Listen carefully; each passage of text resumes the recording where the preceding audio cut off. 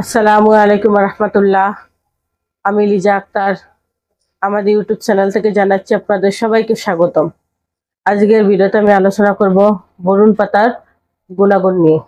আসুন আমরা জেনে নেই বরুণ পাতা আমাদের কি কি শারীরিক সমস্যার সমাধান করতে সাহায্য করে। বরুণ পাতার অনেক স্বাস্থ্যকর উপকারিতা রয়েছে, যেমন অর্শরোগ, চর্মরোগ, গ্যাস্ট্রিক ও কিডনি ও মূত্রনালীর সমস্যার সমাধান করতেও সাহায্য করে।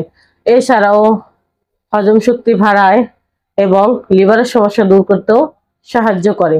এছাড়াও বরুণ পাতার অর্শরোগ এবং অর্শ ব্যথার সমস্যার সমাধান করতে সাহায্য করে।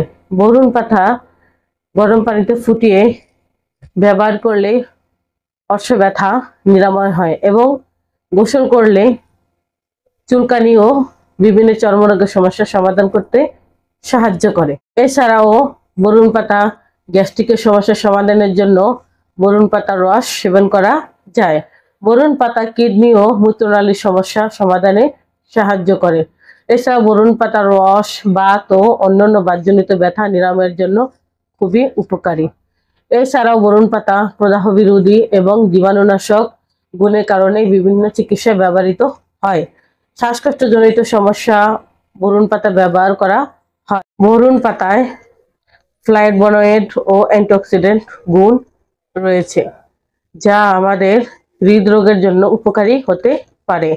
সতর্কতা: যদিও বরুণ পাতায় অনেক স্বাস্থ্যকর উপকারিতা রয়েছে, নিয়ম না জানার কারণে পার্শ্ব প্রতিক্রিয়াও হতে পারে। তাই যে কোনো আয়ুর্বেদ ভেষজ ওষুধ ব্যবহারের আগে অবশ্যই একজন আয়ুর্বেদ চিকিৎসকের পরামর্শ নেওয়া উচিত। আয়ুর্বেদ ওষুধের কোনো পার্শ্ব প্রতিক্রিয়া নেই। আয়ুর্বেদ ওষুধ গাছগাছালি দ্বারা তৈরি করা হয়। গাছগাছালি মানবদেহের জন্য খুবই উপকারী। গাছগাছালির আল্লাহর অশেষ রহমতে অনেক পুরাতন রোগ নিরাময়ের ক্ষমতা রয়েছে।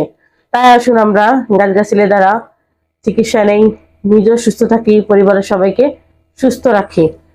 আমরা কাটা এবং সেলাই ছাড়া থ্যালাসেমিয়া বা রক্তশূন্যতা সহ সকল রোগের আয়ুর্বেদ চিকিৎসা এবং ওষুধ দিয়ে থাকি। তাই যে কোনো রোগের চিকিৎসার জন্য স্ক্রিনে দেওয়া ফোন নাম্বারে যোগাযোগ করুন অথবা আমাদের চেম্বারে চলে আসুন। আমাদের ঠিকানা হলো কাউন্দিয়া বাজার, দিয়াবাড়ি ঘাট, ঢাকা মিরপুর 1। এত সময় আমাদের সাথে থাকার জন্য আপনাদের সবাইকে অসংখ্য ধন্যবাদ। আজ এই পর্যন্তই। সবাই ভালো থাকেন, সুস্থ থাকেন। দেখা হবে পরবর্তীতে নতুন কোনো ভিডিও নিয়ে। আসসালামু আলাইকুম রহমতুল্লাহ। আল্লাহ হাফেজ।